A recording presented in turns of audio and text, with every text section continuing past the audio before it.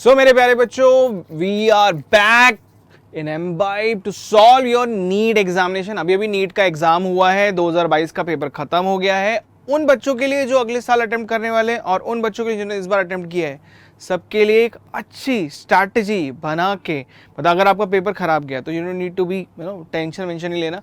आपको समझना है कि आपके राइट रिसोर्सेज कहाँ पर है, जहाँ पर आपको इन्वेस्ट करना है ज़्यादा से ज़्यादा।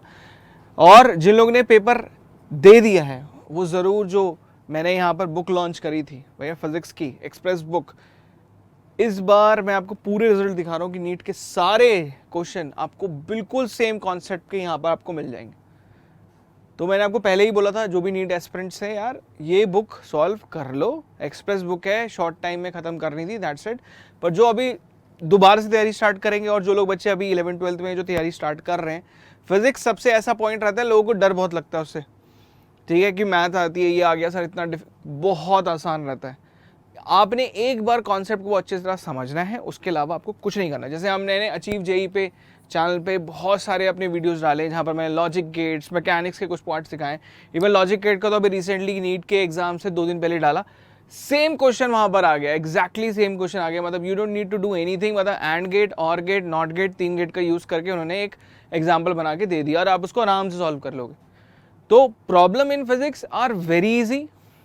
अगेन जो इस बार नीट में आए, इतने डिफिकल्ट नहीं आएंगे, मैं ये कहूँगा कि एवरेज थे, बट अगर आपकी प्रिपरेशन अच्छी है तो बहुत ईजी थे, ठीक है। तो that is the most important point. भाई प्रिपरेशन को जितना अच्छा कर सकते हो उतना अच्छा करो। और विद आवर एम्बाइब टीम, मैं और मेरे जो बाकी टीम मेंबर्स हैं, we are putting our all effort to make your journey to be very very easy. देखो पॉइंट ये कि बुक तो कोई भी आ जाती है, लेकिन बुक का तरीका होता है। जैसे मैंने ये बुक बनाई है, तो then I put that in the book कि भाई हर यूनिट को एक प्रॉपरली तरह से डिवाइड करा, इंपॉर्टेंट यूनिट्स करी, उसमें प्रीवियस ईयर क्वेश्चन तो आपके डाले प्रीवियस ईयर क्वेश्चन सिमिलर आते, ट्रिकी क्वेश्चन भी डाले, थोड़े इजी भी डाले, प्रैक्टिस भी कर लो, डिफिकल्ट क्वेश्चन भी डाले, वो क्वेश्चन भी डाले जहाँ पर टाइम ज़्यादा स्पेंड होता है। आप सॉल्व तो कर लो प्रैक्टिस के लिए, लेकिन ये ध्यान रखो कि एग्जाम में ऐसे क्वेश्चन को बाद में सॉल्व करो। मतलब कई क्वेश्चन ऐसे थे जो मेरे ख्याल से ज़्यादा टाइम ले रहे हैं फिजिक्स में, आप थोड़ा सा उनको डिले करके बाद में सॉल्व करोगे तो प्रेशर कम रहता है और उसमें माइंड भी रिलैक्स रहता है, बिकॉज जो इजी क्वेश्चन है फटाफट सॉल्व कर लिए, टाइम बच गया। अब उन सारे क्वेश्चन को हम एंड में एक साथ सॉल्व कर देंगे, ठीक है। सो मे बी कुछ बच्चों को शायद ये अलग कॉन्सेप्ट पता हो। जैसे थर्मो के मैं क्वेश्चन बताता हूँ, बहुत सिंपल क्वेश्चन आया था। उन्होंने पूछा, भैया आप मुझे सारी थर्मोडाइनमिक्स प्रोसेस का कर्व बता दो। अब फंडामेंटल जब हम पढ़ते हैं तो हम सबसे पहले कर्व के बारे में जाते हैं कि कांस्टेंट वॉल्यूम प्रोसेस कौन सी, कांस्टेंट प्रेशर प्रोसेस कौन सी है। एंड कई सारे क्वेश्चन मैं आपको ट्रिक से दिखाऊंगा, क्योंकि यहाँ पर हम सारे जो इतने क्वेश्चन हैं मैं आपको एक अलग से एक वीडियो में बना के दे दूंगा, बट अभी के लिए। और प्लस इसकी जो PDF है मैं आपको अपने टेलीग्राम ग्रुप पे सारी की सारी PDF सॉल्व क्वेश्चन की दे देंगे।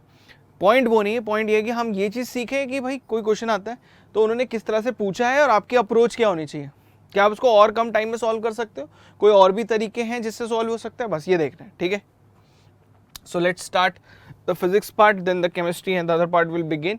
सो पहला क्वेश्चन क्या है, बहुत सिंपल पूछा है, the angular speed of a flywheel moving with. अब जब भी फ्लाई व्हील वाला क्वेश्चन आता है काफ़ी लोग घबराते हैं, सर ये रोटेशन क्वेश्चन, अरे जिसे ट्रांसलेशन होता है ऐसी रोटेशन होता है, बस उनके फॉर्मूलों में कुछ नहीं होता। जैसे v = u + at एक फॉर्मूला है सिंपल सा। अब रोटेशन में क्या होता है, v क्या रहेगा, मतलब v आपका वहाँ वेलोसिटी होता है, यहाँ क्या होता है एंगुलर वेलोसिटी, पॉइंट सेम रहता है, ठीक है।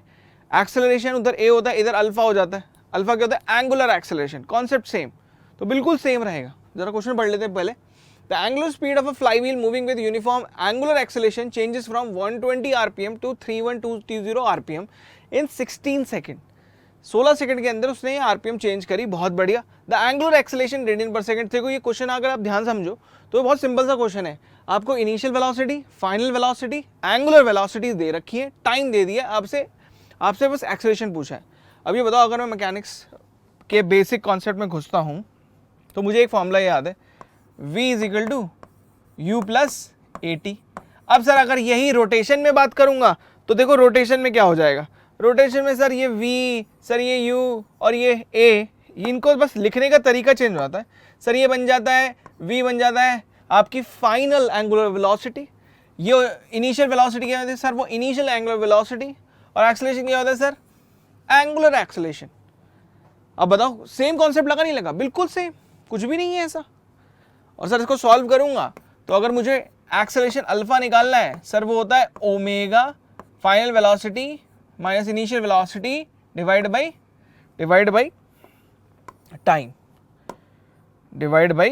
और टाइम भी दिया हुआ है, इनिशियल वेलोसिटी भी दी हुई है, दोनों दिए हुए हैं, तो सब कुछ दिया हुआ है, कुछ नहीं करना आपको, बस वैल्यू पुट करनी है। अब मेरा क्या मानना आता है, कई लोग ओमेगा निकालते हैं पूरा, पहले ओमेगा भी निकालेंगे, ओमेगा नॉट निकालेंगे, क्योंकि आरपीएम में दिया है। आपको पता है अगर ओमेगा आपको निकालना है so that is 2 pi n by 60, whatever n is there divide by 60, ठीक है। अगर आपको ओमेगा नॉट निकालना है so that is 2 pi n not by 60, मतलब इनिशियल जो रोटेशन स्पीड है, इनिशियली दिए 1200, फाइनली दिए 3120। भैया अगर मुझे सॉल्व करना है मैं क्या करूंगा सर, ओमेगा में और ओमेगा नॉट में 2 पाई बाई 60 तो कॉमन है, उसको अलग ही रख लो ना।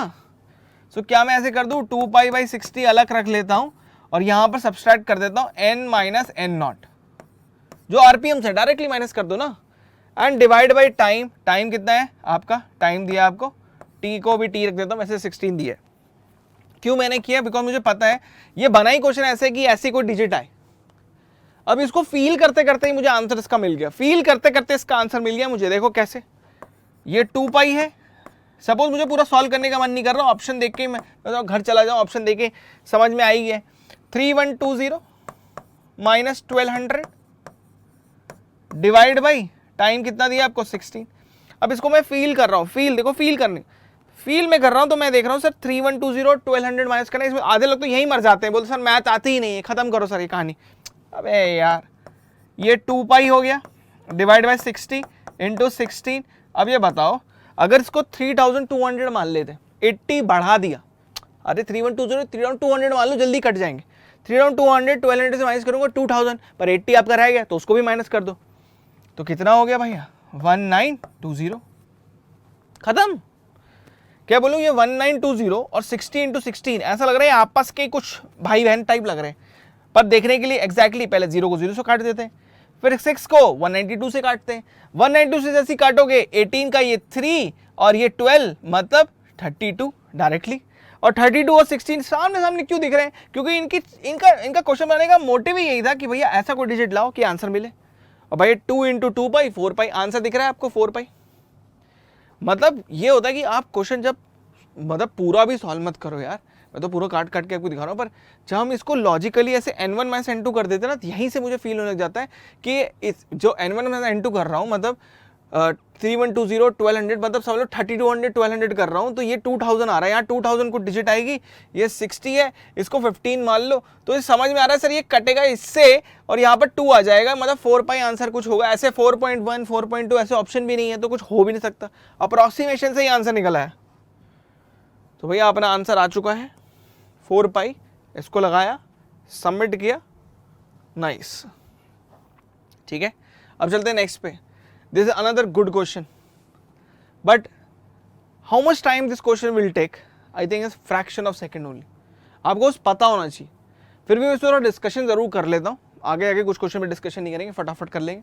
क्या लिखा है, plane angle and solid angle have what, ठीक है। So I am giving you small amount of time कि सोचो जरा, और प्लेन एंगल सॉलिड एंगल पे हमने वैसे भी डिस्कशन किए हुए हैं, ठीक है। तो I want you to discuss just to understand कि भाई प्लेन एंगल सॉलिड एंगल में क्या डिफरेंस होगा, ठीक है। एंड मैंने आपको पहले भी बहुत सारी चीज़ें उसमें दी हैं, मतलब प्लेन एंगल सॉलिड एंगल, तो हल्का सा 2 मिनट का सेकंड का ब्रेक लगाओ, सोचो, आपको खुद समझ में आ जाएगा। क्या मैं बोलूँ, बहुत सिंपल तरीका है, एक जो हमें बचपन से पता है, वैसे तो मुझे पता है कि प्लेन एंगल की यूनिट होती है रेडियन,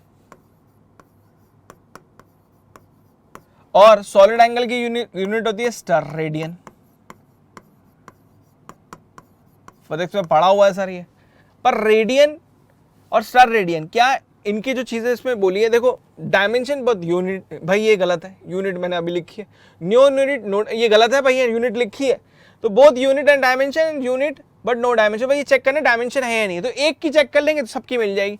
सर प्लेन एंगल क्या होता है, बिल्कुल सिंपल है, एक सर्किल का अगर मैं आर्क लेंथ देता हूं तो ये होता है आपका क्या, थीटा, ये होता है आपका आर्क लेंथ, इसको मैं लेट सपोज एल ले लेता हूं, और ये होता है आपका रेडियस आर। अगर मुझे आर्क लेंथ निकालना है तो हम क्या करते हैं, आर थीटा, ठीक है, और अगर मुझे थीटा निकालना है, मतलब प्लेन एंगल निकालना है sir, that is L by R. What is the unit of L sir?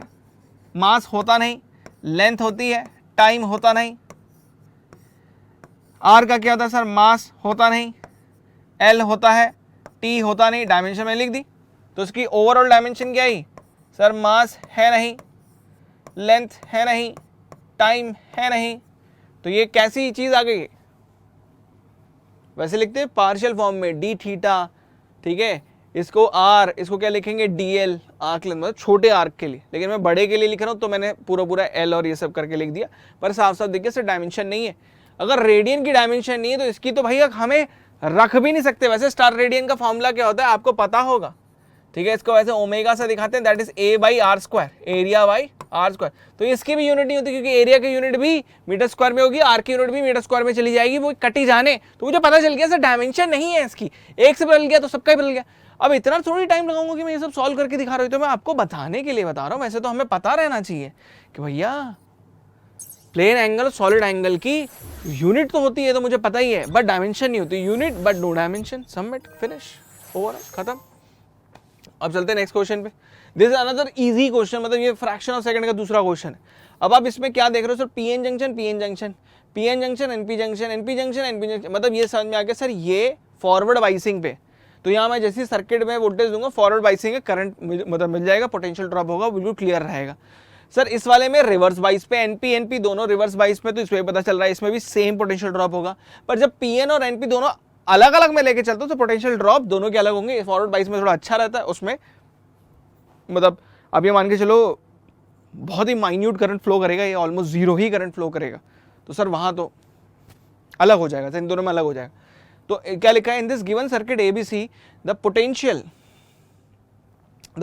Drop across the two PN junction are equal in what? Sir obvious सी बात, अगर आप किसी भी दो पीएन जंक्शन की लोगे, आपने ये रखे हैं, तो मुझे साफ साफ दिख रहा है फॉरवर्ड बाइस मतलब ए में और रिवर्स बाइस में, दोनों रिवर्स बाइस में सी में, इन दोनों में सेम रहेगा. लेकिन जो आपने एक फॉरवर्ड और रिवर्स दोनों लगा के रखे, तो फॉरवर्ड में तो करंट फ्लो हो जाएगा, रिवर्स में करंट मतलब नेग्लिजिबल फ्लो होता है. तो आप ये मान लो कि सर वहां तो डिफरेंस क्रिएट हो गया दोनों में, तो गड़बड़ हो जाएगी. तो आंसर आपके सामने, मतलब ये तो हल्की सी थोड़ी सी भी नॉलेज है पीएन जंक्शन और एनपी जंक्शन की, फॉरवर्ड बाइस रिवर्स बाइस वाली, उसी से क्लियर हो गया. सर इसमें समझ में आ रहा है कि ए और सी में तो बिल्कुल सेम होगा. Both circuit A and C is having the same equal, but equal मतलब कहने का मतलब दोनों के उसमें ड्रॉप जो होंगे इक्वल होंगे, पर उसमें अलग हो जाएगा. This is another good question. इसको सॉल्व करने के लिए पेन उठा लूंगा मैं, पर जरूरत नहीं है, मतलब फ्रैक्शन ऑफ सेकंड में सॉल्व हो सकता है. जब स्प्लिट एक्सपेरिमेंट हम करते हैं, यंग्स का जो डबल स्लिट एक्सपेरिमेंट है, क्वेश्चन में बोला है student observe 8 fringes in certain segment of screen when a monochromatic light of 600 wavelength is used. Okay ठीक है. If the wavelength of the light is change to 4, अगर आप वेवलेंथ को कम कर देते हो, अब वेवलेंथ क्या होता है? यहां से यहां एक बार जो उसने रोटेशन लेके पूरा लेंथ कवर किया, दैट इज वेवलेंथ. आपने वेवलेंथ को और कम कर दिया और कम कर दिया, और मतलब अब उसी फ्रैक्शन ऑफ टाइम में वो कई बार अपने आप को रिपीट कर रही, वेवलेंथ कम कर दिया, तो फ्रिंजेस आपको पता बढ़ ही जाने, ठीक है. लेकिन पूछ रहा है फ्रिंजेस कितने बढ़ेंगे, तो इसका एक सिंपल सा एक प्रोपोर्शनैलिटी है, सबको पता रहती है कि number of fringes are inversely proportional to wavelength lambda. अगर ये कहानी है तो क्या बोलते हो? Number of fringes and wavelength are basically are a constant function. अब ये कांस्टेंट क्या होता है वो तो अलग कहानी है, लेकिन यंग्स के डबल स्प्लिट एक्सपेरिमेंट का एक कॉन्सेप्ट आपको पता रहना चाहिए. तो कैन आई से number of fringes into wavelength of any experiment and number of fringes in the another experiment and the wavelength when you change is going to be equal because it's a constant value. और भैया अगर ऐसी कहानी है तो number of fringes निकालने के लिए आपको कुछ नहीं करना, n1 into lambda 1 by lambda 2 करना है. n1 पहले कितने आए थे? 8 फ्रिंजेस आए थे. लैम्डा कितनी थी उस समय? 600 की, और बाद में कितनी कर दी आपने? 400 कर दी. तो नंबर ऑफ फ्रिंजेस कितने आएंगे ये पूछ रहा है. अब साफ ये डेटा है, ये 0 कटे, इसके 0 कटे, इससे 2 हो गया, कितना हो गया? 12। तो वैसे मुझे पता था नंबर ऑफ रेंजेस बढ़ जाने हैं, और मुझे जब इसके ऑप्शन देखे तो मुझे देखा कि 8 तो सेम है, वो तो होगा नहीं, 6 कम होगा, वो भी होगा नहीं, 9 एक थोड़ा कंफ्यूजिंग होता है, लेकिन 9 की कोई प्रोपोर्शनैलिटी बनेगी नहीं। तो बिना सॉल्व करे, अगर मेरी थोड़ी प्रैक्टिस अच्छी है, मैंने अपने लॉजिक थोड़े अच्छे बना रखे कॉम्पिटेटिव एग्जामिनेशन के लिए, तो मतलब फ्रैक्शन ऑफ सेकंड में 12 लगा के सबमिट करके आगे जा चुका हूं। हल्का सा टाइम लगा, फ्रैक्शन ऑफ सेकंड, ज्यादा नहीं, हल्का सा फ्रैक्शन ऑफ सेकंड लगा।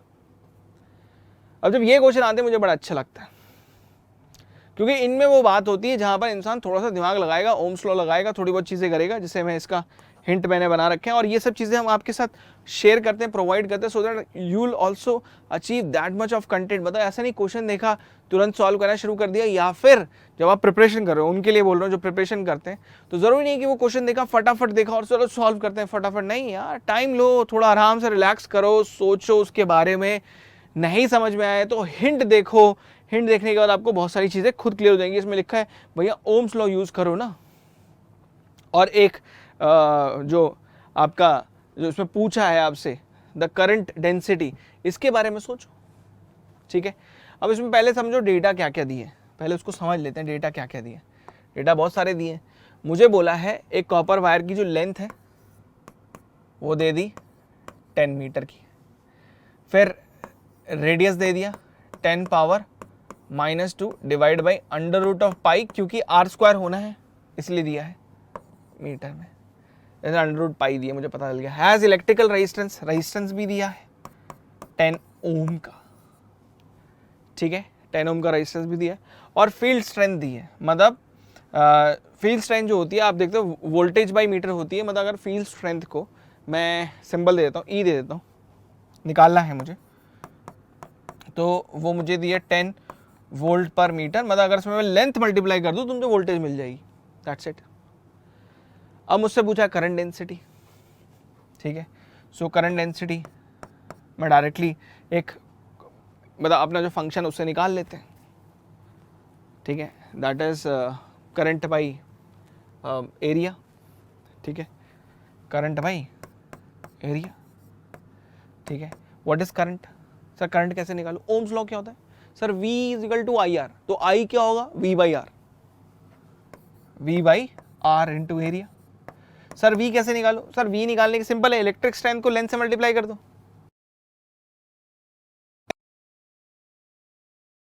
एरिया, खत्म। सर इलेक्ट्रिक स्ट्रेंथ दी हुई है, बिल्कुल दी हुई है 10, लेंथ ऑफ द वायर दिया हुआ है, बिल्कुल दिया हुआ है 10 मीटर, लिखा हुआ है। देखना डेटा कैसे अरेंज करता है, ऐसे करता है कि आप सॉल्व कर लो प्लीज। रेजिस्टेंस दिया हुआ, बिल्कुल दिया हुआ है भाई 10। सर एरिया कैसे निकालूं? एरिया कौन सा निकालना है भाई? वो सर वायर का क्रॉस सेक्शन का एरिया निकालना है, तो वो कितना होता है? सर अगर सर्किल है वो और रेडियस दिया है तो पाई r स्क्वायर, ठीक है, पाई r स्क्वायर। अब r कितना दिया हुआ है? ये वैल्यू, इसका स्क्वायर करना है, स्क्वायर कर ही देता हूँ, 10 पावर -4 डिवाइड बाई पाई। मैंने कुछ नहीं किया, इसका स्क्वायर कर दिया, 10 पावर -2 डिवाइड बाई पाई का होल स्क्वायर कर दिया, √π का स्क्वायर करूंगा तो 10 पावर -2 क्या हो जाएगी? 10 पावर -4, और पाई क्या हो जाएगा? √π क्या हो जाएगा? पाई। भैया पाई ने पाई को काटा, पाई तो है ही नहीं ना, आंसर में भी कहीं पाई नहीं है, तो कटने ही थे। 10 ने एक 10 को काट देते हैं, 10 पावर -4 ऊपर जाएगी तो कितना बन जाएगा? 10 पावर 5, और यूनिट क्या रहेगी? एम्पेयर पर मीटर स्क्वायर, क्योंकि शुरुआत कहाँ से हुई थी सर? करंट की unit ampere, area meter square, खत्म। तो आंसर आ गया 10 पावर 5, ये अपने को दिख रहा है सी में, ठीक है, खत्म। सी में क्लिक किया, सबमिट किया, हो गया, डन। कूल वूल बोल रहा है, बहुत बढ़िया बात है। ये थोड़े अच्छे क्वेश्चन होते हैं जब आता है भाई सोलेनोइड का क्वेश्चन आ गया, रेडियस दिया हुआ है, वैसे आसानी है, पर एक फंक्शन पता होना चाहिए, उसके बाद तो बाकी सब आसान ही रहता है, ठीक है। इन क्वेश्चन को एक काम करता हूँ, जो मैग्नेटिक के क्वेश्चन है मैं इनको सेपरेटली एक उसमें बनाता हूँ, बिकॉज मैग्नेटिक मुझे आपको पढ़ाना भी है अभी, तो ठीक है। तो मैग्नेटिक के जितने क्वेश्चन हैं, जितने भी मैग्नेटिज्म से, और मैंने आपको पहले ही बोला, देखो अपने लॉजिक गेट्स के क्वेश्चन वो मुझे अलग से आपको देने पड़ेंगे, क्योंकि लॉजिक गेट क्वेश्चन बहुत अच्छे हैं, बहुत इजी होते हैं। ट्रुथ टेबल का क्वेश्चन था, लोग से फंस जाते हैं, उनको लगता है बहुत बड़ा क्वेश्चन है सर कैसे सॉल्व होगा। अरे कोई वैल्यू डाल के देख ले भाई, एक काम कर पहले दोनों 0 0 डाल के देख ले, एक बार 0 और 1 डाल के देख ले, एक बार 1 और 0, तेरे को आंसर पक्का मिल जाएगा। या फिर तू 2 यूनिट डाल दे, हमेशा ये 2 चीज़ों को डाल दो, कभी लॉजिक गेट बड़ा सा है, 0 1 डालो 1 0 डालो, आपको पक्का ऑप्शन में आंसर मिल जाएगा। इस बार आया है वो क्वेश्चन, ठीक है, तो इसको मैं स्किप करके, क्योंकि मैग्नेटिक मुझे अलग से पढ़ाने इसलिए, ठीक है। Now come to this part, this is again a very very easy question, ठीक है। इवन इसका तो मेरे को सॉल्व करने का मन नहीं कर रहा, मुझे ऑप्शन में ही दिख रहा है क्या है, ए है। कैसे, देखो क्या लिखा है, 2 object of mass 10 kg and 20 kg respectively are connected to 2 ends of the rigid rod of length 10 meter with negligible mass. जो रॉड है उसका मास नेग्लिजिबल है, मतलब कह रहा है ये इस तरह की कुछ कंडीशन है, ये रॉड है, इस रॉड का मास नेग्लिजिबल है, और थोड़ा बड़ा दिखा रहा हूं ताकि दिखे, 2 मासेस लगाए हैं, एक मास आपका 10 kg है और एक मास आपका 20 kg है, दोनों दे दिए, और 10 मीटर की रॉड की लेंथ है। The distance of the centre of mass of the system from the 10 kg, यहां से कितनी डिस्टेंस है वो पूछा है। अब सेंटर ऑफ मास किधर होगा, मतलब अगर मैं तुमसे बस बेसिक सा ही पूछूं सर, मेरे ख्याल से, मतलब मेरे ख्याल से का मतलब क्या होता है सर, अगर ये दोनों 10-10 kg होते तो बिल्कुल सेंटर ऑफ द रॉड पे होता, लेकिन ये वाला kg भारी है तो ये कहीं ना कहीं इधर खिसका हुआ होगा। आई डोंट नो कलर दिख रहा है, नहीं दिख रहा, नहीं दिख रहा तो मैं दूसरा कलर ले लेता हूँ, let me take red. Sir यहाँ कहीं होगा, पक्की बात है सर, सेंटर ऑफ मास यहाँ कहीं होगा, ठीक है। इसको COM से मैं रिप्रेजेंट कर देता हूँ ताकि लोग क्लियर है, ये पता चल गया सर, सेंटर ऑफ मास यहाँ कहीं होगा, और ये पक्की बात है रॉड के एग्जैक्ट सेंटर से 20 kg की तरफ खिसका हुआ होगा। अब ये बताओ मैंने कैसे आंसर लगाया है, मैंने आपको बता दिया, मैं सॉल्व भी नहीं कर रहा, मैं फॉर्मूला भी नहीं दिखा रहा, लेकिन अगर फिर भी आपको फॉर्मूला देखना है मैं दिखा दूंगा, लेकिन फॉर्मूला दिखाने की जरूरत भी है या नहीं ये बहुत इंपॉर्टेंट है सर। इनमें देख के पता चल रहा है, अगर मैं यहां से देखता हूं तो 5 के आगे ही है, 10 5 तो ये तो हो नहीं सकते, 10 मीटर मतलब यहां से सीधा यहीं पर सेंटर वहां से नहीं, 5 मतलब सेंटर पे वो भी नहीं है, वो तब होता है जब दोनों 10-10 kg होते हैं, 10/3 का मतलब है 3.33, मतलब इसके बगल में वो हो नहीं सकता क्योंकि मास उधर ज्यादा है, तो ऑप्शन बच गया ए, आंसर आ चुका है। मैं यही बताना चाह रहा हूं कि you need to understand, you need to feel the concept. अगर आपने उसको कॉन्सेप्ट को फील करना शुरू कर दिया तो आपको ये सारे प्रॉब्लम सॉल्व करने में फ्रैक्शन ऑफ सेकंड्स लगते हैं, उससे ऊपर ज्यादा नहीं लगेगा, ठीक है। थोड़े बहुत, मतलब ये है कि थोड़ा सा आपने बस अंडरस्टैंडिंग बनाया, डेवलप किया, हल्का सा आपने दे दिया, हो गया क्वेश्चन सॉल्व। अब देखो मेरे को जरूरत भी नहीं पड़ी कि सॉल्व करें, लेकिन फिर भी अगर कोई बोलता है भैया आप सेंटर ऑफ मास पोजीशन निकालो COM की सेंटर ऑफ मास की किसी मास से, तो लेट सपोज मैं इसको ऑरिजिन मान लेता हूँ 0, मैं यहाँ से यहाँ देख रहा हूँ, इसको आप घुमा दो इधर कर दो तब भी बात सेम ही रहती है, लोग घबराते हैं इसमें। तो कैसे निकाला जाता है सर, कुछ नहीं सर, मासेस आपको पता है, तो आप जो भी मास है जिससे निकाल रहे हो उसको M1 ले लो, यहाँ से x1 उसकी डिस्प्लेसमेंट ले लो, इसको M2 ले लो, इसकी x2 डिस्प्लेसमेंट ले लो, और टोटल मास को M1 + M2 को अब ऐड कर दो तो आपको मिल जाएगा पूरा का पूरा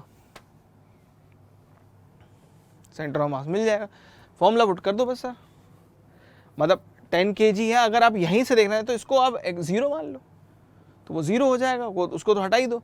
और 20 कितनी दूर है, 10 की दूर है, और मासेस कितना है वो आपने निकाल लिया। मतलब आप ये मान के चलो कि दिस इज द ओरिजिन, तो यहाँ पर x1 की वैल्यू कितनी हो गई 0 और x2 की वैल्यू कितनी हो गई 10 मीटर, यहीं पर आपने ओरिजिन मान लिया है, और आपको ये x निकालना है, जो x आपका COM है ये वाला, ये निकालना है, ये वैल्यू पुट कर देता हूँ। सो सर पहला मास जो है 10 kg, उसका तो 0 है x1, दूसरा मास है 20 kg, उसका x1 है 10, टोटल मास कितना है 20 + 10 30 kg। तो अब जब इसको कर रहे हो 200 डिवाइड बाई 30 मतलब 20/3 मीटर, तो ये लो आंसर आ गया आपका। मतलब सॉल्व करना है, तो मैं तो कह रहा हूँ सॉल्व क्यों करना है, ठीक है। फिजिक्स है, थोड़ा फील करो, थोड़ा कॉन्सेप्ट। इवन मैंने बहुत सारी एक्सपेरिमेंटल क्लासेस भी कंडक्ट करी हैं, बहुत सारी एक्सपेरिमेंटल वीडियोस बना रहा हूँ आजकल। जैसे मैंने एक वीडियो बनाई थी on the basis of gravity and उसके जो मैकेनिक्स और काइनेमैटिक्स और काइनेटिक्स के बीच का डिफरेंस वाली, तो इनको यूज़ करो ना, क्यों टाइम वेस्ट कर रहे हो। तो this is the solution, but this one more तरीका, भैया आप यहाँ से फील कर लो, यहाँ से फील करोगे आप मिल जाएगा कि सर ये 5 से ज्यादा है और 10 से कम है। इन सारे ऑप्शन में एक ही ऑप्शन था 5 से ज्यादा और 10 से कम, वो था ए। मैं बिना सॉल्व करे ए को टिक करके आगे बढ़ सकता हूँ। ठीक है, इसके बाद आपको केमिस्ट्री क्वेश्चन सॉल्व कराए जाएंगे। ठीक है, तो वो आप केमिस्ट्री क्वेश्चन पे फोकस करना। बट दोबारा से मतलब मैं एक चीज बता दूं आपको कि आपको किस तरह के क्वेश्चन पे फोकस रखना है। अब से ये क्वेश्चन आ गया यार, अब मैंने आपको जो एक्सप्रेस वाली बुक कराई है उसमें मैंने सारी चीजें ये डाल दी। मतलब अगर कोई नीट का 2022 का पेपर देने जाता, मैं आपको फैक्ट बता रहा हूं, उसको सारे क्वेश्चन मिल जाते हैं। और अब मैं चीट शीट डालूंगा फॉर 2023 स्टूडेंट्स, चीट शीट डालूंगा। ठीक है, उनको यूज करो, क्लासेस जो चल रही है उनको रेगुलर करो और बहुत फोकस तरह से करो। देखो ऑनलाइन एजुकेशन का एक सबसे बड़ा बेनिफिट क्या है, फ्लेक्सिबिलिटी, आप कहीं से भी कर सकते हो। बट उसके साथ साथ एक चीज आपको उसके अंदर डालनी है, उसका एक तड़का आपको डालना है तो मजा आ जाएगा। वो है कि आपको अपना डिसिप्लिन क्रिएट करना है। And as you create a discipline, आप अपनी सेल्फ स्टडी से इसके अंदर रैंक 1 निकाल सकते हो। ये मैं आपको गारंटी देता हूँ। जरूर नहीं आपको कहीं एक जगह पे जाके ही रैंक 1 निकलती है, ऐसा कुछ भी नहीं। और बड़े आराम से रैंक 1 निकाल सकते हो, लेकिन आपको कॉन्सेप्ट में मजा आना चाहिए, वो बहुत जरूरी है। फिजिक्स से आप पढ़ रहे हो, फिजिक्स में मजा, अब क्वेश्चन आपने देखा, आपको मजा आना चाहिए। अभी देखो इस क्वेश्चन को मैं 1 सेकंड में सॉल्व कर सकता हूं।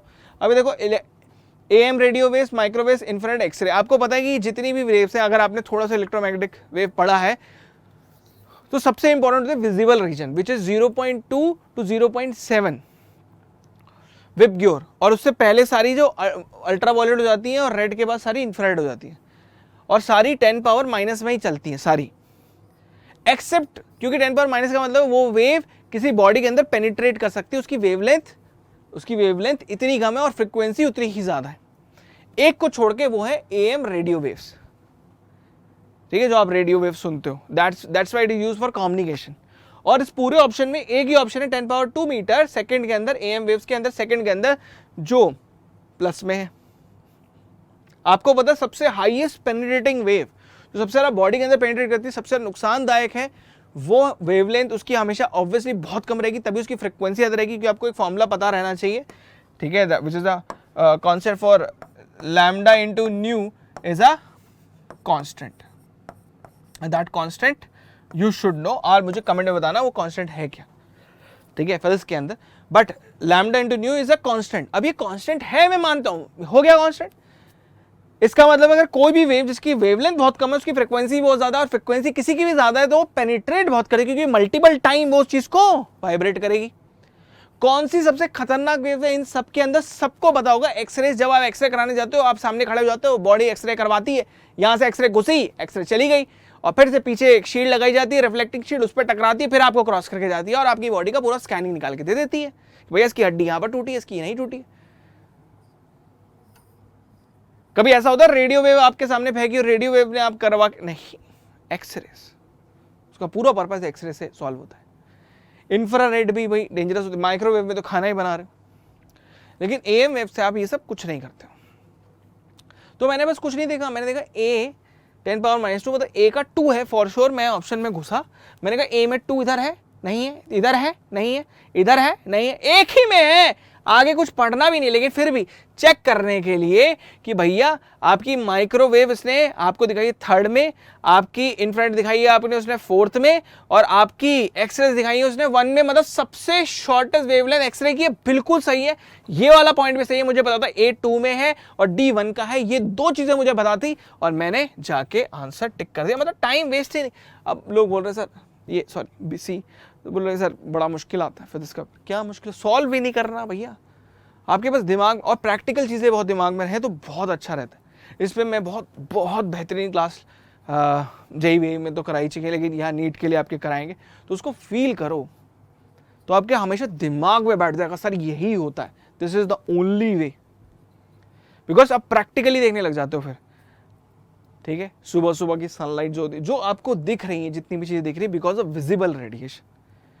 ठीक है, वो विबग्योर वाला रीजन जो होता है, वॉयलेट टू रेड वाला, रेड के आगे जितनी है वो इंफ्रारेड है, वॉयलेट से पहले जितनी है वो अल्ट्रा वॉयलेट है, ये नाम ऐसे ही रखे गए हैं। ठीक है, इनकी भी एक थ्योरी है, बाद में डिस्कस करेंगे। अब इसके बाद केमिस्ट्री की क्लास स्टार्ट करते हैं। ठीक है, यहाँ पर रोक देते क्योंकि बिकॉज मैग्नेटिक वाली मुझे अलग करवानी है, ठीक है, क्लासेस अलग करवानी है, बाकी सारी भी अलग करानी है, तो वहाँ पर केमिस्ट्री की जो क्लासेस हैं वो अलग से उनकी आपकी करवा दी जाएंगी, ठीक है। बट इस चीज़ को नहीं भूलना, mbibe.com में जाओ, ऐप डाउनलोड करो, इस वीडियो के डिस्क्रिप्शन में आपको लिंक मिलेगा ऐप का, फ्री ऑफ कॉस्ट, वहाँ पर जाके क्लिक करो, डाउनलोड इट एंड अपनी जर्नी को ट्रैक करो। कंटेंट, सारा कंटेंट यहाँ दिया हो, आपको कुछ नहीं करना, पहले अपना जैसे ही आप उसमें जाते हो आपको सबसे पहले अपना गोल सेलेक्ट करना है। Suppose your goal is medical, select medical, which medical examination you are preparing, उसको अकॉर्डिंगली सेलेक्ट कर लो। वैसे अगर आप नीट के लिए प्रिपेयर कर रहे हो तो आप सबके लिए प्रिपेयर कर ही रहे हो एक तरह से। नीट आपने प्रिपेयर किया, नेक्स्ट किया, the best quality here is आप इंग्लिश और हिंदी दोनों में कर सकते हो। हिंदी मीडियम बच्चे भी होंगे तो वो उसमें भी उनको सीधा मिल जाएगा डायरेक्टली। लेट्स सपोज आप इंग्लिश में कर रहे हो, आपने डन किया, यहाँ पर आपको हो गया learn, practice, test and then finally you achieve, that's it, और कुछ नहीं। बहुत सिंपल तरीका है इसको यूज़ करने के लिए। मैं इस पर बहुत सारी चीज़ें आपको बताता रहूँगा, but first you start this and कभी भी अपने प्रीवियस ईयर क्वेश्चंस को हल्के में नहीं लेना है।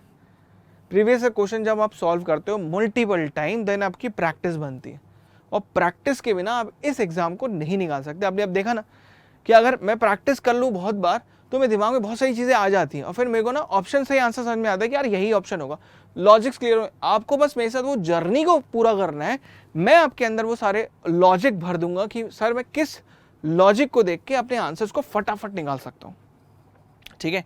तो अभी संजय से स्टार्ट करते हैं इस चीज़ को, केमिस्ट्री स्टार्ट होती है, देन अगेन मैं फिजिक्स को जो बाकी बचे क्वेश्चन है अलग से मैग्नेटिज्म वाले अलग कर देता हूँ, ठीक है, बिकॉज वो अलग से आपको बताऊंगा तो ज़्यादा अच्छा इम्पैक्ट आएगा, थोड़ी थ्योरी भी है उसके अकॉर्डिंग, तो एक लर्निंग भी हो जाएगी, ठीक है। और यहाँ पर मैं टेस्ट, अपने टेस्ट, लाइव क्लास सब यहाँ पर मैं लेके आने वाला हूँ, तो इसके लिए प्रिपेयर रहो, जस्ट कुछ नहीं है। और टेलीग्राम पे हमारे साथ ज्वाइन हो जाओ, ठीक है। टेलीग्राम का लिंक भी मैं इस वीडियो के डिस्क्रिप्शन में दे दूंगा, वहाँ पर जाके ज्वाइन हो, हमारे साथ इस जर्नी को चालू करो, that's it, very important. Thank you everyone, take care. अब स्टार्ट करते नेक्स्ट पार्ट में। So thank you Akash Tyagi sir, बहुत ही अच्छे से आपने फिजिक्स के क्वेश्चन कराए हैं। अब बारी आती है मेरी कुछ केमिस्ट्री के क्वेश्चन सॉल्व करने की। तो नीट 2022 वालों, आपको मैं बता देता हूं कि ये जितने भी क्वेश्चंस हैं मोस्टली क्वेश्चंस इनमें से गेस बेस्ड हैं। इन सारे क्वेश्चंस का सोल्यूशन हम लोग जानेंगे, तरीके हम लोग जानेंगे, और मेक श्योर करो कि आने वाले क्वेश्चंस और आने वाले एग्जाम में भी आप लोग उतना ही अच्छा कर पाओ इन क्वेश्चंस की हेल्प से। Let's start with the first question. So यहां पे केमिस्ट्री का एक क्वेश्चन आया है, केमिकल काइनेटिक्स का एक क्वेश्चन है, मजेदार क्वेश्चन है। लिखा हुआ है कि भैया ये जो ग्राफ दिया हुआ है इसके अंदर आपके पास में y एंड x एक्सेस क्या होंगे for zero and first order reaction के लिए। देखो यार ये बहुत इजी क्वेश्चन है, लेकिन इसमें एक दिमाग ये लगाना कि ऐसे जो प्लेन ग्राफ थे हम लोगों ने, या कह सकते हैं कि जो कांस्टेंट ग्राफ थे, ये ग्राफ हम लोगों ने किस किस में इक्वेशन में देखे थे। करेक्ट, फर्स्ट ऑर्डर में भी देखा। देखो फर्स्ट ऑर्डर के लिए हम लोग क्या लिखते थे, या लेट्स से फर्स्ट ऑर्डर की बात करें तो वहां पे टी हाफ होता था 0.693 डिवाइडेड बाय के। अब यहां पे जो आपके पास के है वो क्या है, बेसिकली रेट कांस्टेंट। यानी इसका मतलब ये हो गया कि अगर मैं यहां पे कंसीडर भी करूं किसी की कॉन्सेंट्रेशन, अगर लेट्स से रिएक्टेंट्स की कॉन्सेंट्रेशन, तो यहां पे पावर कितनी है, 0। यानी इसका मतलब ये इंडिपेंडेंट होता है कॉन्सेंट्रेशन ऑफ रिएक्टेंट का। सिमिलरली अगर मैं बात करूं आपके पास में जीरो ऑर्डर रिएक्शन की, तो जीरो ऑर्डर रिएक्शंस जो होती हैं उन केस में जो रेट होती थी जिसे हम लोग लेट्स से लिख देते हैं D concentration upon D T, ये डायरेक्टली प्रोपोर्शनल होता था concentration of reactant raise to their power of 0। इसका मतलब ये हो गया कि यहां पे डायरेक्टली इक्वल आ जाएगा किसी कांस्टेंट के, जो कि रेट कांस्टेंट के। आप डायरेक्टली बोल सकते हो कि दो चीजें हो रही हैं यहां पे। पहली चीज तो ये, अगर ऑर्डर है 0 तो उस केस में y एक्सिस क्या बन जाएगी, y एक्सिस बन जाएगी आपकी रेट, और ये बन जाएगा आपका x एक्सिस बन जाएगा जिससे इंडिपेंडेंट होगा, जो कि कॉन्सेंट्रेशन। करेक्ट, फटाक से आओ मेरे साथ में ऑप्शंस मैच करो। ऑप्शंस बोल रहे हैं कि भैया जीरो ऑर्डर में कॉन्सेंट्रेशन है और टाइम है, बिल्कुल गलत बात है। फिर आते हैं y रेट है और x कॉन्सेंट्रेशन है, बिल्कुल सही बात है। लेकिन कह रहा है कि फर्स्ट ऑर्डर रिएक्शन के लिए क्या होगा, तो y यहां पे t हाफ है जो कि 0.693 बाय k था, और x कॉन्सेंट्रेशन है, तो बिल्कुल सही दिया हुआ ये कि भाई यहां पे कॉन्सेंट्रेशन से बिल्कुल वेरी नहीं करेगा y ग्राफ, क्योंकि इंडिपेंडेंट है, एक रेट कांस्टेंट पे डिपेंडेंट है, बाकी डिपेंडेंट इस चीज पे नहीं कि कितनी कॉन्सेंट्रेशन में चेंज आया। सिमिलरली अगर यहां पे बात करें फर्स्ट जीरो ऑर्डर के लिए, तो रेट जो होगी वो बिल्कुल कांस्टेंट रहेगी with respect to the concentration of reactant. तो सिंपली इसको सबमिट करते हैं और बिल्कुल सही क्वेश्चन निकलेगा, क्योंकि हम लोगों ने बहुत अच्छे से किया है। अब सेकंड क्वेश्चन आता है कि कौन सा एरोमेटिक कंपाउंड नहीं है। तो भाई ये क्वेश्चन जो है आपका मल्टीपल टाइम देखने को मिल सकता है आपका। वैसे तो ये जो जीओसी है जनरल ऑर्गेनिक केमिस्ट्री, उसमें से एरोमेटिसिटी में आपको मिलेगा। आपको मेरा एक लेक्चर भी मिल जाएगा इसके ऊपर, अगर आप उठा के देखोगे तो। बेसिकली जो हमारा अचीव जेई चैनल है, इस पर्टिकुलर लेक्चर में मैंने ये बताया था कि भाई एरोमेटिसिटी कैसे फाइंड आउट करते हैं, कौन सा कंपाउंड एरोमेटिक है, कौन सा नॉन एरोमेटिक, कौन सा एंटी एरोमेटिक है। एनीवेज यहां पे अगर हम लोग बात करेंगे तो बहुत सिंपल सा है कि भाई या तो एरोमेटिक हो या तो एंटी एरोमेटिक हो, तो हमेशा एक कॉन्जुगेटेड सिस्टम होना चाहिए। Double single double single, double single plus, double single minus, मतलब एक कॉन्जुगेट सिस्टम होना चाहिए जहां से पाए इलेक्ट्रॉन्स आपके मूव करें। और यहां पे अगर मैं देख पा रहा हूं तो आपके पास में इन सिस्टम के अंदर यहां पे आप आराम से देख सकते हो कि ये इस तरह से बना हुआ है। मैं कलर थोड़ा सा डिफरेंट ले लेता हूं, जैसे इस तरह से कॉन्जुगेशन बना हुआ है, करेक्ट। और यहां पे आप बोल सकते हैं कि जो पाई इलेक्ट्रॉन्स हैं वो कितने हैं आपके पास में, 2, 4 एंड 6 पाई इलेक्ट्रॉन्स है। 6 पाई इलेक्ट्रॉन जिसमें भी होंगे, यानी 4n + 2 पाई इलेक्ट्रॉन जहां भी होंगे वो सिस्टम है एरोमेटिक। तो इसका मतलब ये है एरोमेटिक। इसकी बात करें, इसमें कितने इलेक्ट्रॉन है, सिर्फ 2 इलेक्ट्रॉन है भाई। एक पाई बॉन्ड है, मतलब 2 पाई इलेक्ट्रॉन्स है। और यहां पे कॉन्जुगेशन भी तगड़ा है, इसका मतलब ये हो गया कि ये आपका एरोमेटिक है। आ जाओ इसके अंदर, यहां पे भैया 6 पाई इलेक्ट्रॉन्स हैं अनडाउटली, लेकिन कॉन्जुगेशन कहां है यार, यहां पे क्या आ गया, डबल सिंगल सिंगल। और मैंने समझाया हुआ है कि भैया डबल सिंगल सिंगल अगर आपके पास में लाइन से अगर या कोई भी sp3 हाइब्रिडाइज कार्बन आ गया, वहां पे आपका जो कॉन्जुगेशन वो ब्रेक हो जाएगा और इसीलिए ये बन जाएगा नॉन एरोमेटिक। अब बात करें इसकी, तो यहां पे कितना है, 1 2 3, यानी 3 इलेक्ट्रॉन्स पेयर है, मतलब 6 पाई इलेक्ट्रॉन्स। 6 पाई इलेक्ट्रॉन का मतलब फिर से 4n + 2 एरोमेटिक। क्वेश्चन बड़ा इजी है, बट ये कि कॉन्सेप्ट आप पता कर लेना गाइस, कौन सा एरोमेटिक, कौन सा एंटी एरोमेटिक, कौन सा नॉन एरोमेटिक। फटाक से इसका आंसर पिक करते हैं, जो कि है सी। और क्वेश्चन बिल्कुल सही है या। Anyways coming to next question, which is following statement में से कौन सा करेक्ट नहीं है। किसके बारे में है भैया, ये डायबोरेन। यार ये बड़ा इजी क्वेश्चन लगता है मुझे, मजेदार क्वेश्चन लगता है। तो पी ब्लॉक के अंदर अपने जो 13th ग्रुप है उसके आपके एलिमेंट के अंदर ये आता है, कंपाउंड जो पी ब्लॉक के अंदर आता है। ये डायबोरेन का स्ट्रक्चर कुछ ऐसा होता है, यहां 2 बोरेन है आपके, और लेट्स से मैं इस तरह से दिखा देता हूं। ये लेट्स से प्लेन के अंदर गया हुआ है और ये प्लेन के बाहर आए हुए हैं, और ऐसे ये प्लानर है, ये इस प्लेन के अंदर मान लो ऐसा कुछ स्ट्रक्चर होता है इसका। ये अंदर धसा हुआ है, ये बाहर आया हुआ है, ब्रिजेस जो हैं आपके, और ये जो टर्मिनल 4 हैं वो अपने पास में इसी प्लेन में। अब जल्दी से ऑप्शंस मैच करो। कह रहा है कि the 4 terminal BH bonds are 2 centre 2 electron. तो ये 2 सेंटर 2 इलेक्ट्रॉन का मतलब ये होता है कि भाई देखो कोवेलेंट बॉन्ड में आपके पास 2 इलेक्ट्रॉन शेयर होंगे। सेंटर कितने, 1 सेंटर 2 सेंटर, तो 2 सेंटर 2 इलेक्ट्रॉन हो गए। कितने हैं, 2 सेंटर 2 इलेक्ट्रॉन। कितने बॉन्ड्स है भैया, 4 बॉन्ड्स हैं, BH बॉन्ड्स हैं, बिल्कुल सही दिया हुआ है। फिर कह रहा है कि द 4 टर्मिनल हाइड्रोजन जो है आपके and 2 boron atom lie in 1 plane. बिल्कुल सही बात है। क्यों भैया, देखो स्ट्रक्चर को ढंग से, ये 1 2 3 4 चारों के चारों एक ही प्लेन में, और 2 बोरोन एटम एक ही प्लेन में। कौन से अंदर और बाहर आए हुए, अंदर धसा हुआ ये वाला हाइड्रोजन, बाहर आया हुआ ये वाला hydrogen. Both the boron atoms are sp2। यार ये वाली बात में थोड़ा सा गड़बड़ लग रही है मुझे। भाई दोनों sp2 कैसे हो सकते हैं जब हमारे पास में एक पर्टिकुलर बोरोन 4 बॉन्ड बना रहा है। यार 4 बॉन्ड बनाएगा तो sp3 होएगा। चलो एक फोर्थ ऑप्शन भी देख लेते हैं कि देयर आर 2 3 सेंटर 2 इलेक्ट्रॉन। बिल्कुल सही बात है। अभी ये जो ब्रिजेस है ना भैया आपके पास में, यहां पे क्या होता है, ये भी सिंगल इलेक्ट्रॉन है, ये भी सिंगल इलेक्ट्रॉन है। तो यहां पे आप बोल सकते हो कि 2 इलेक्ट्रॉन है लेकिन सेंटर 2 है, करेक्ट। इसीलिए हम लोग इसको बनाना बॉन्डिंग भी बोलते हैं गाइस। इसे हम लोग 3 सेंटर 2 इलेक्ट्रॉन बॉन्डिंग भी बोलते हैं। तो मेरे हिसाब से फर्स्ट, सेकंड एंड फोर्थ बिल्कुल करेक्ट है। तो ओनली डाउटफुल चीज थी वो इसका हाइब्रिडाइजेशन था। और फटाक से इसको पिक करो यार, इजी क्वेश्चन आया। नीट वालों आपको बधाई हो सभी को गाइस, क्योंकि आपने केमिस्ट्री तो फोड़ी होगी। मेरे पर्सनली पॉइंट ऑफ व्यू से मुझे तो केमिस्ट्री क्वेश्चन बड़े इजी लग रहे हैं। हाँ ये जरूर हो सकता है कि इंडिविजुअली अगर आपकी ऑर्गेनिक अच्छी है तो इनऑर्गेनिक में कम आ सकते हैं, या इनऑर्गेनिक खराब है तो आप फिजिकल में नहीं अच्छा कर पा रहे होगे, व्हाटएवर। लेकिन मेक श्योर करो कि तीनों चीजें इक्वली कवर कर लो। एनसीईआरटी की तो अगर आपने एक एक लाइन पढ़ के गए हो तो आपके सारे क्वेश्चन सही होने वाले। इस सेक्शन इस साल जेई के भी क्वेश्चन ऐसे ही आए थे, एनसीईआरटी ओरिएंटेड थे, 95% तक मैंने देखा एनसीईआरटी बेस्ड थे। कुछ थोड़ा बहुत कंटेंट था जो थोड़ा आपको बाहर से पढ़ना था। फटाक से आ जाओ फोर्थ क्वेश्चन पे। कह रहा है कि कौन सा मैक्सिमम वर्क देगा पीवी ग्राफ में।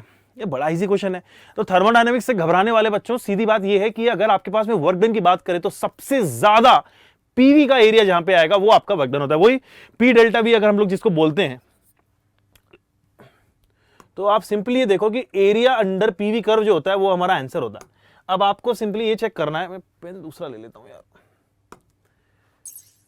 या तो आपको ये पिक करना है कि एरिया किस में मैक्सिमम आ रहा है। जैसे ये आपका सामने एक एग्जांपल दिया हुआ है, अच्छा ये तो आइसोथर्मल तो हो ही नहीं सकता, ये तो पी और वी वर्सेस ये, इनफैक्ट ये आइसोकोरिक हो जाएगा क्योंकि वॉल्यूम कांस्टेंट दी हुई है यहाँ पे, तो यहाँ पे तो W0 आ जाएगा। येलो बहुत अच्छा चल रहा है। तो आप अगर बात करें आइसोथर्मल, अगर ये प्रोसेस है और इस तरह से अगर आपके पास में दिया हो तो एरिया अंडर कर्व सबसे ज्यादा मुझे तो इसमें दिख रहा है। अभी आगे बढ़ जाते हैं और ऑप्शंस देख लेते हैं। यहाँ पे अगर इन दोनों को भी कंसिडर करें, ये साइक्लिक पाथ है, तो एनीवेज एक एरिया बिल्कुल इतना ही रहेगा। और यहाँ पे अगर बात करें तो ये एरिया जो होगा कर्व के अंडर का एरिया सबसे ज्यादा आ रहा है, तो मुझे पर्सनली यही आंसर सही लग रहा है। चेक कर लेते हैं एक बार, और बिल्कुल यही सही है। यही कॉन्सेप्ट आपकी अप्रोच होनी चाहिए कि प्रेशर वॉल्यूम ग्राफ का जो एरिया अंडर कर्व आता है वही आपका वर्क डन होता है, उसी का मैग्नीट्यूड आपका वर्क डन होता है। अब वो मैग्नीट्यूड जो होता है वो पॉजिटिव नेगेटिव कुछ भी हो सकता है, वो डिपेंड करता है कि एक्सपेंशन हुआ या फिर कंट्रैक्शन हुआ है। फटाक से आगे बढ़ते हैं। नेक्स्ट क्वेश्चन आता है आपका, अच्छा ये तो मैच द कॉलम टाइप का है, तो गाइस ये मिक्स्ड क्वेश्चन टाइप का है, but mostly S block element से चैप्टर से लिया हुआ है, जिसमें आपको पूछा गया इंडिविजुअल कौन कहां काम आता है।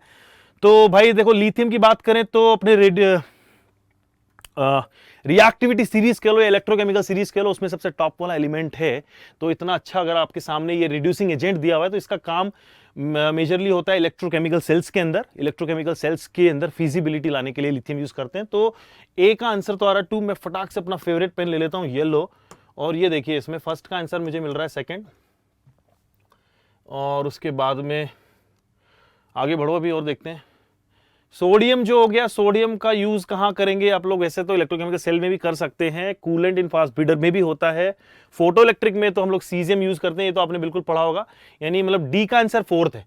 तो देखो अच्छा सबसे आसान हो गया क्वेश्चन, मतलब देखते ही टिक करने वाला क्वेश्चन हो गया, क्योंकि मुझे पता है कि मैं ओवर श्योर हूं इस बात को लेके कि हम लोगों ने जितने भी एक्सपेरिमेंट पढ़े थे, हम लोगों ने आइंस्टाइन का जो बेसिकली ये फोटो इलेक्ट्रिक सेल जो देखा था हमने, जहां से हम लोगों ने ये चेक किया था कि किस तरह से फोटोन्स बेसिकली आते हैं और फोटोकेमिकल सेल कैसे वर्क करता था, उसमें भी हम लोगों ने पढ़ा था कि जो सीजियम की प्लेट हमने यूज की थी, क्योंकि उसको यूज करते हैं हम लोग वो बहुत ही इजीली, क्योंकि सीजियम जो होता है इलेक्ट्रॉन्स को डोनेट कर देता है, और हमने यूज किया था तो उसे as a photo electric cell हमने उसको यूज किया था।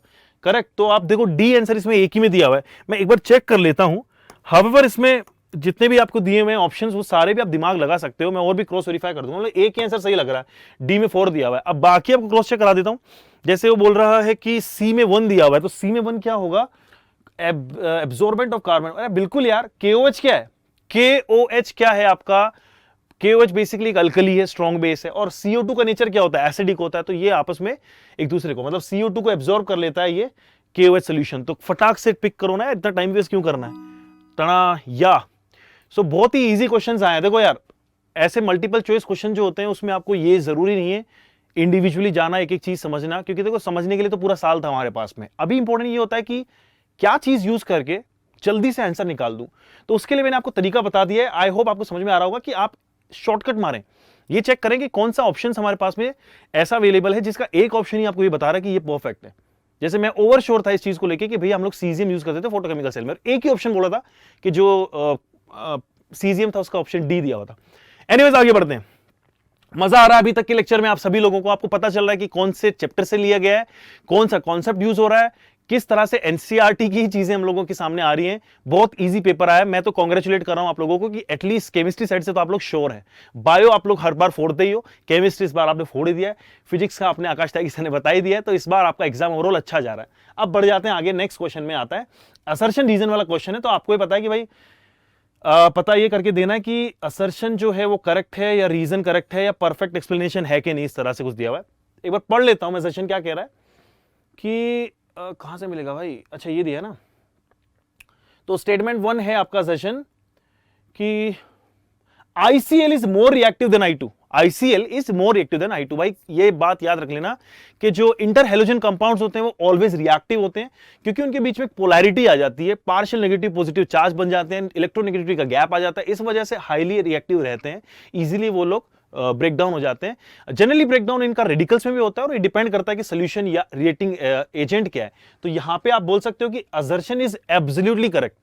अब बात करते हैं रीजन की। तो रीजन क्या कह रहा है कि ICl bond is weaker then II in the case of light, अच्छा in the light of above statement. Okay, so अब आप एक चीज बताइए मुझे, बिल्कुल सही बोला गया, हमसे पूछा गया कि बताइए आंसर क्या होगा, कि या तो दोनों करेक्ट हैं ऑप्शन क्या दिया हुआ है कि दोनों करेक्ट हैं और सही एक्सप्लेनेशन नहीं है, दोनों करेक्ट नहीं है, अच्छा ए करेक्ट है बी करेक्ट नहीं है, ए करेक्ट है बट रीजन भी करेक्ट है, और बोथ करेक्ट है लेकिन एक अच्छा एक्सप्लेनेशन भी है। मैं तो इसको बोलूंगा कि दोनों करेक्ट और अच्छा एक्सप्लेनेशन है। उसका रीजन है गाइस, जब आई और आई बॉन्ड आपस में बनते हैं तो जीरो इलेक्ट्रोनेगेटिविटी गैप है, दोनों के बीच में जो फॉर्मेशन हुआ है कोवेलेंट बॉन्ड का होता है, स्ट्रॉन्ग कोवेलेंट बॉन्ड बनेगा क्योंकि दोनों के सेम ऑर्बिटल आपस में ओवरलैपिंग करने। लेकिन अगर बात करें सीएल और आई की, जो ओवरलैपिंग एक्सटेंड होगा ना वो कम हो जाएगा क्योंकि आपको पता है कि दोनों डिफरेंट डिफरेंट ऑर्बिटल्स हैं, 4p 5p काइंड ऑफ। तो आप सिंपली ये दिमाग लगाओ कि यार यहां पे 3p 4p सॉरी, तो आप दिमाग ये लगाओ कि सही एक्सप्लेनेशन है, मतलब सबमिट करो ना यार, इतना क्या दिमाग लगा रहे हो। ये आपके पी ब्लॉक चैप्टर से पूछा गया क्वेश्चन है और स्पेसिफिकली कंपाउंड्स ऑफ हैलोजन का एक क्वेश्चन है। आगे बढ़ जाते हैं, मजा आ रहा है अभी तक, सबको मजा आ रहा है क्योंकि क्वेश्चन बड़े इजी आ रहे हैं, कॉन्सेप्ट बड़े मजेदार आ रहे हैं, कॉन्सेप्ट लगा रहे हैं, आंसर निकल के आ रहे हैं यार, मतलब बहुत एफर्ट नहीं मारने पड़े। अब आते हैं 7th क्वेश्चन में, कह रहा है कि भाई इन दो स्टेटमेंट के अंदर, पहला स्टेटमेंट है boiling point of aldehyde ketone higher होते हैं compare to molecular masses because of molecular association with aldehyde ketone to dipole dipole interaction. अच्छा बढ़िया बात बोली है इसने, मैं थोड़ा सा इसको एलैबोरेट कर देता हूं भाइयों। ये बोलना चाह रहा है कि अगर आपके सामने ये इस तरह से कोई बॉन्ड है तो यार यहाँ पे पता है ये आपके पास में पार्शियल पॉजिटिव हो जाएगा, पार्शियल नेगेटिव हो जाएगा। ऑक्सीजन आपको पता है कि बहुत ही इलेक्ट्रोनेगेटिव एलिमेंट है, तो कार्बन से अपने शेड पर थोड़ा छीन लेगी, तो इस तरह से ये आ जाते हैं। इसी वजह से क्या होगा कि जब नेक्स्ट आपके पास में लेट सपोज कोई ग्रुप होगा तो वो कुछ इस तरह से कनेक्टेड होगा, इस तरह से, तो आपस में ये पार्शियल प्लस है और ये मान लीजिए पार्शियल माइनस है, तो ये आपस में क्या एक दूसरे से अच्छी बॉन्डिंग बना पाएंगे, और इस बॉन्डिंग की वजह से ये जो आपके पास में डायपोल डायपोल इंटरेक्शन आ रहा है ना, यहाँ पे वर्क कर रहा है। डायपोल डायपोल इंटरेक्शन स्ट्रॉन्गर होता है देन आप कहें कि नॉन पोलर जो बेसिकली इंटरेक्शन होता है, जिसे हम लोग बेसिकली वंडरवॉल फोर्सेस भी बोलते हैं। और यहाँ पे अगर एल्डिहाइड की इसने बोला है कि हाइड्रोकार्बन की बात करें तो हाइड्रोकार्बन जनरली क्या है भाई, हाइड्रोकार्बन जनरली क्या होते हैं, नॉन पोलर, और लेट्स से अगर इनके बीच में इंटरेक्शन होगा भी तो ये जो हमारे लंडन फोर्सेस हैं वीकर होते हैं। तो आपका पहला वाला स्टेटमेंट तो मजा आ गया, बिल्कुल करेक्ट है। अब आते हैं कि boiling point of aldehyde in ketones are lower than that of alcohol. सही बात है क्योंकि एब्सेंट ऑफ एच बॉन्डिंग होती है, बिल्कुल सही बात है। अब सोचो कि अगर आपके सामने ये बॉन्ड जो है, ये जो इंटरेक्शन जिसे मैं पार्शियल इंटरेक्शन बोल रहा हूं, इसको मैं परमानेंट कर दूं, ये मजेदार इसके अंदर मैं बॉन्डिंग डाल दूं, जैसे एच बॉन्डिंग होती है, आइस के अंदर होती है, वाटर मॉलिक्यूल्स के अंदर होती है, तो इसकी वजह से उनके जो बॉइलिंग पॉइंट्स होंगे या मॉलिक्यूल को डिटैच करना टफ हो जाएगा। तो गाइस मैंने कॉन्सेप्ट बहुत अच्छे से समझा दिया, इतना समझाने की जरूरत नहीं होगी क्योंकि आप लोग ऑलरेडी ये साल दे चुके हो नीट के लिए। एनीवेज अगर आपको इसके बारे में बहुत जानना है तो ये चैप्टर जो है आपका बेसिकली जनरल ऑर्गेनिक केमिस्ट्री से भी आप इसको पिक कर सकते हो, प्लस एल्डिहाइड एंड कीटोन जब हम लोग चैप्टर पढ़ते हैं 12th स्टैंडर्ड का, वहां पे भी हम लोग डिस्कस करते हैं फिजिकल प्रॉपर्टीज के अंदर। आगे बढ़ो, आगे कहां बढ़ो यार, पहले क्वेश्चन का आंसर पिक करें। तो दोनों मेरे हिसाब से सही है, बाकी यहां पे सबमिट करने में पता चल जाएगा, गलत होगा तो यहां पे फेल लिखा जाएगा, बाकी वाओ। अब आते हैं, अगला क्वेश्चन है इलेक्ट्रोकेमिस्ट्री से 12th स्टैंडर्ड का। यार मजेदार क्वेश्चन आए हुए हैं यार, मजा आ गया। इलेक्ट्रोकेमिस्ट्री तो मेरी फेवरेट है। क्वेश्चन है कि भाई साहब स्टैंडर्ड इलेक्ट्रोड पोटेंशियल इन सारे इलेक्ट्रोड्स के इतने, कॉपर जिंक सबके रिडक्शन पोटेंशियल दिए हुए गाइस। तो रिडक्शन पोटेंशियल जब दिए होते हैं तो आपको पता है फायदा क्या होता है, डायरेक्टली आप उसको वैल्यूज में पुट करो। इक्वेशंस पे बस ये देख लो कि कैथोड क्या है, एनोड क्या है, और आपको निकालना होता है कैथोड माइनस एनोड, मतलब reduction potential of cathode minus reduction potential of anode. अगर आपको ई सेल निकालना है, यानी स्टैंडर्ड अगर सेल का पोटेंशियल निकालना है तो, और उसने पूछा क्या है कि on the basis of standard potentials predict which of the following reaction can not अगर। अच्छा कैन नॉट अगर में सीधा सा फंडा है गाइस, मतलब दिमाग ही नहीं लगाना भाई साहब। वैसे क्वेश्चन तो बड़ा इजी है यार, बट मैं थोड़ा सा एलैबोरेट कर देता हूं क्योंकि आप लोग इतने अच्छे बच्चे हो, तो आपको पता होना चाहिए कि भाई साहब जो ई सेल है आपका, ई नॉट सेल, अगर लेस देन 0 आ गया, अगर लेस देन 0 आ गया तो आप मान लीजिए कि ये रिएक्शन जो है नहीं होने वाली, इस रिएक्शन की फिजिबिलिटी 0 है, मतलब ये सेल के थ्रू कोई पोटेंशियल आपको नहीं मिलने वाला, आप जबरदस्ती का काम कर रहे हो उसके ऊपर, ये रिएक्शन ही फिजिबल नहीं है। तो आपको वो रिएक्शन पकड़नी इसमें कौन सी है, ऐसे तो देख के पता चल रहा है। देखो इलेक्ट्रोकेमिकल सीरीज आपको लर्न होनी चाहिए, आपको बेसिक आइडिया होना चाहिए। आपको पता है कि आयरन जो होता है वो कॉपर के ऊपर है, इसका मतलब उसको इजीली कर देगा डिस्प्लेस। सबसे नीचे कौन से आते हैं, गोल्ड सिल्वर प्लैटिनम टाइप, तो आपको पता है कि सिल्वर कभी भी कॉपर को रिप्लेस नहीं कर सकता। तो मुझे तो अभी इनमें से आंसर सिर्फ एक ही दिखाई दे रहा है, सी। लेकिन इतनी जल्दी मत जाओ, अगर आपको कॉन्सेप्ट सीखना है मेरे साथ में तो थोड़ा सा और दिमाग लगा लो। आप इसमें ये भी कर सकते थे अगर टाइम थोड़ा सा ज्यादा कंज्यूम करना चाहते थे, वैसे तो इतना बड़ा क्वेश्चन था नहीं, डायरेक्टली टिक करो आंसर, आगे बढ़ो। लेकिन अगर आपको कुछ वैल्यूज दी हुई उनको यूज करना चाहते हो तो क्या करो, कैथोड और एनोड पता कर लो। तो कैथोड यहाँ पे कौन है बेटा, जिसका रिडक्शन हो रहा है, यानी ये 2+ से किस में जा रहा है, ये 2+ से जा रहा है अगर 0 में, तो ये क्या होगा, यहाँ पे रिडक्शन हो रहा है, यानी कैथोड है। और आयरन जो है वो 0 से लेके जा रहा है +2 में, इसका मतलब इसका ऑक्सीडेशन हो रहा है, ये एनोड है। तो कैथोड माइनस एनोड करना है, मतलब यहाँ पे क्या करना है, यहाँ पहले वाले में करना है Cu माइनस Fe। ऐसे एक एग्जांपल सी का ले लेता हूं। यहां पे क्या करना है आपके पास में, रिडक्शन किसका हो रहा है, Cu का, यानी आपको यहां पे करना है Cu माइनस Ag। ये वैल्यूज आपको निकालनी है। अगर आपको ये वैल्यूज जो हैं, ये वैल्यूज अगर आपको मान लो पॉजिटिव मिलती हैं, इसका मतलब आपका सेल का इलेक्ट्रॉन पोटेंशियल पॉजिटिव है, यानी ये रिएक्शन फिजिएबल है। लेकिन अगर आपको पता चलता है कि नेगेटिव वैल्यू आ रही है, तो आप जबरदस्ती मेहनत करो, ये रिएक्शन नहीं हो सकती, कोई रिएक्शन नहीं होगी, तो उसके थ्रू आपको आउटपुट नहीं मिलेगा। फटाक से आओ, कॉपर माइनस आयरन करके देखो, कॉपर का कितना दिया हुआ इलेक्ट्रॉन पोटेंशियल, इलेक्ट्रॉन नहीं मैं बोलूंगा रिडक्शन पोटेंशियल कितना दिया, तो ये दिया है 0.34, तो यहां कर दो भैया 0.34 माइनस आयरन का कितना दिया हुआ है बॉस, अरे बताओ यार आयरन का कितना दिया है, तीसरा वाला दिया है 1 2 3, थर्ड में दिया है माइनस का 0.44, इसका मतलब ये ओवरऑल हो गए प्लस, ये हो गए प्लस, प्लस होते ये पॉजिटिव वैल्यू आ रही है, पॉजिटिव मतलब ये तो हो सकती है, ये क्या है फिजिएबल है। नॉन फिजिएबल निकालना था कॉपर माइनस एजी, एजी करो करके देखो, कॉपर का कितना दिया है 0.44 माइनस करो एजी का कितना दिया है 0.80, अरे भाई साहब ये तो नेगेटिव वैल्यू आ गई यार, और नेगेटिव वैल्यू इसका मतलब ये रिएक्शन नहीं हो सकती। क्या आप लोगों को मेरी बात समझ में आ रही है गाइस? इसके पीछे बहुत से कॉन्सेप्ट जुड़े हुए हैं, मैं आपका बहुत टाइम वेस्ट नहीं करूंगा। एक सिंपल सा कॉन्सेप्ट ये भी है कि आप इसको जैसे आपने थर्मोडायनेमिक्स में पढ़ा है कि भाई साहब गिब्स एनर्जी की अगर वैल्यू नेगेटिव आती है, या स्टैंडर्ड गिब्स एनर्जी किसी पर्टिकुलर रिएक्शन की नेगेटिव है तो वो फिजिएबल है, पॉजिटिव है तो नॉन फिजिएबल है। अगर मान लो यहाँ पे भी आप अगर वो फॉर्मूला लगाओ कि डेल्टा जी नॉट इक्वल होता है minus NF E not cell, तो गाइज यहाँ पे आपको E नॉट सेल क्या लाना पड़ेगा नेगेटिव, ताकि ओवरऑल क्या बन जाए पॉजिटिव, और अगर डेल्टा जी पॉजिटिव हो गई तो रिएक्शन नहीं हो पाएगी। मजा आ गया यार, कितना ज्यादा सीख लिया अपन ने इस क्वेश्चन में, आगे बढ़ो। सी मेरे हिसाब से सही है, देखते हैं, बिल्कुल सही है यार, मजा आ गया, बड़ा इजी पेपर आया है, सारे क्वेश्चन बिल्कुल धड़ाधड़ धड़ाधड़ सही होने। एक और फेवरेट यार, ये क्या इलेक्ट्रोकेमिस्ट्री की तो दुकान लगा दी उन्होंने। आगे बढ़ते हैं, इसमें दिया हुआ है आपके सामने एक न्यूमेरिकल, और बोल रहा है कि भैया अगर आपके सामने ऐसी कुछ कहानी दी हुई हो जिसके अंदर ये रिएक्शन हो रही है, अच्छा रिएक्शन बैलेंस है तो आपको दिमाग लगाना नहीं है ज्यादा, इसके लिए सिर्फ नज्म इक्वेशन लिखनी आनी चाहिए। फिर बोल रहा है कि E नॉट सेल की वैल्यू दी हुई है 1.05, और इसकी वैल्यू जो आपके पास में जो इक्वेशन हम लोगों के पास सामने आती है 2.303, जो लॉग से आता है RT/F की वैल्यू 0.059 दे दी, तो नोट भी दिया है question is modify little accuracy के अकॉर्डिंग। ठीक है यार, बढ़ जाएंगे आगे, तो दिमाग क्यों लगा रहे हो भाई, ई सेल निकालना जल्दी लगाओ ना क्वेश्चन का फॉर्मूला। तो भैया ई सेल का फॉर्मूला होता है guys E not cell minus, अच्छा अब आपको ये लिखने की जरूरत ही नहीं है, एलएन को लॉग में कन्वर्ट करने की जरूरत ही नहीं है, डायरेक्ट फॉर्मूला लगा दो ना अपना वाला 0.059, कितना दिया हुआ है 059 upon N factor, number of electron transfer कितना है जल्दी से देखो। निकल की यहाँ पे दी हुई है 0 ऑक्सीडेशन स्टेट, यहाँ पे कितना दिया +2, सिमिलरली यहाँ पे +1 है और यहाँ पे 0। देखो बेटा 2 इलेक्ट्रॉन यहाँ पे 2 Ag के एटम दिए हुए हैं, और यहाँ पे कितने इलेक्ट्रॉन ट्रांसफर हो रहे हैं 2। सिमिलरली यहाँ पे 0 से अगर 2 में जाएगा तो कितने इलेक्ट्रॉन्स का डोनेशन हो रहा है 2 इलेक्ट्रॉन का, भाई यही तो एन फैक्टर है हमारा। तो 2 यहाँ पे आप वैल्यू डाल देंगे, टोटल ट्रांसफर ऑफ इलेक्ट्रॉन कितना हुआ है 2। उसके बाद में आप लिखेंगे यहाँ पे लॉगरिथम ऑफ, अब यहाँ पे बेसिकली जो वैल्यू आती है वो क्या होती है आपकी इक्विलिब्रियम कांस्टेंट होता है, जैसे ई पूछा ना तो यहाँ पे QC होगा, Q मतलब आपका रिएक्शन क्वोशिएंट।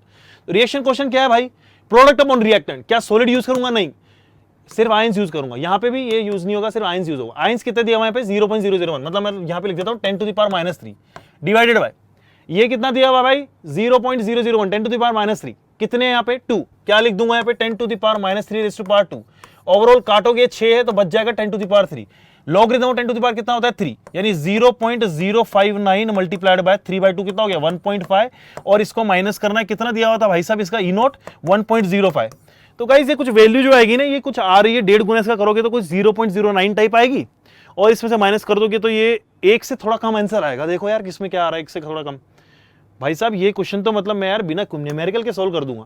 1 से कम 1 की वैल्यू दी हुई है, सबमिट करके देखते हैं, गलत होगा तो फिर से सोल्व कर लेंगे, बट गलत होगा क्यों यार, जब इतने आप क्लियर हो कॉन्सेप्ट्स को लेके तो क्वेश्चन ना आप इजीली कर सकते हो। मेरा समझाने का टारगेट ये है, मैं जब भी केमिस्ट्री के क्वेश्चन सोल्व करता हूँ, जैसे मैंने खुद भी जेई एग्जाम क्लियर किया हुआ है 10 साल पहले, तो मैंने क्या करता था कि ज्यादा लेंदी कैलकुलेशंस के लिए नहीं जाता था। मुझे एग्जैक्टली आंसर अगर मुझे मिल रहा है कि 1 से माइनस आ रहा है, एक ही ऑप्शन दिया है तुरंत पिक करो, don't go for the further lengthy calculation.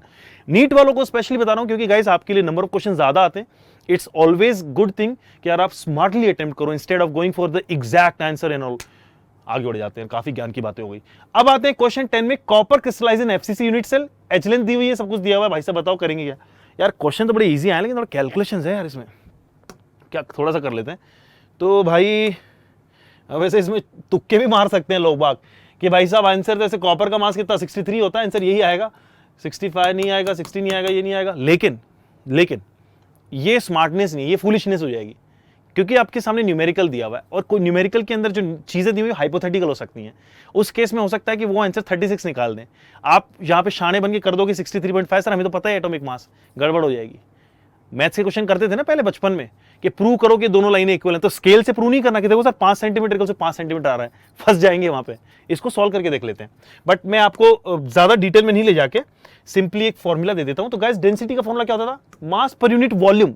अब मास क्या होता है कि z अगर पार्टिकल्स है, एक का मास अगर m है मोलर मास, तो कितना आ जाएगा z upon z into atomic mass, molar mass बोल देते हैं m।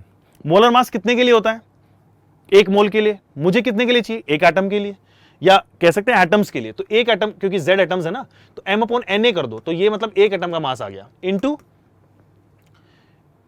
वॉल्यूम कितना होता है, क्यूब के लिए a क्यूब होता है। फटाफट से वैल्यूज दी हुई है, सॉल्व कर लो। डेंसिटी कितनी दी हुई है भाई साहब, 8.92 दी हुई है। ग्राम पर सीसी, तो सारी चीजों को ग्राम पर सीसी में पेल दो। क्या करेंगे, z की वैल्यू कितनी होती है एफसीसी के लिए, 4। मोलर मास कितना है फाइंड आउट करना है, किसमें आएगा, ग्राम में, क्योंकि यूनिट क्या दी हुई, ग्राम पर सीसी। मेक श्योर कि ए आप सीसी में ले लेंगे। सीसी का मीनिंग होता है क्यूबिक सेंटीमीटर, यानी सेंटीमीटर में जाओ। अब देखो इसमें Na की वैल्यू तो आपको पता है 6 × 10⁻23 या 6.022 10⁻23, वो एवोगैड्रो नंबर आप अपने हिसाब से मॉडिफाई कर देना। मल्टीप्लाइड बाय क्या आ जाएगा बोलो, ए कितना दिया हुआ है, एज लेंथ दी हुई 3 × 10⁻8 सेंटीमीटर में दिया, तो कुछ ज्यादा चेंजेस नहीं करने। तो 3.608 इंटू 10⁻8 का आप क्या कर देंगे, होल क्यूब कर देंगे।